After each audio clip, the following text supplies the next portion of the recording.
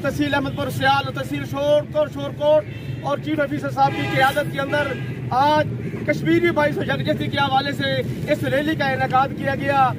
तो शायर ने क्या खूब कहा है कि यारे ने जहाँ कहते हैं कश्मीर है जन्नत। तवज्जो चाहिए सब लोगों की कि यारा ने जहाँ कहते हैं कश्मीर है जन्नत, तो जन्नत किसी काफिर को मिली है न मिलेगी। अपने आप को अकेला न समझें। कश्मीरी बच्चों पे अगर जुल्म होता है तो हम तड़प जाते हैं। कश्मीरी बाओं की इज्जतदारी होती है तो हम खून के आंसू रोते हैं। उनके पे जो जुल्म होता है वो जुल्म हम अपने आप में समझते हैं। तो आज इसके मौके पर हमने उनके वफा के साथ जो हर साल का दिन मनाते हैं, ये नस्ल नौ को भी आगाह करना है, उनके साथ तजदीद वफा भी करना है, तजदीद अहद भी करना है। और आज आपकी सबकी जुबानी में ये आपसे वादा लेना चाहता हूँ कि हम कश्मीरी भाइयों के साथ थे, हम कश्मीरियों के साथ रहे हैं और इंशाल्लाह रहेंगे।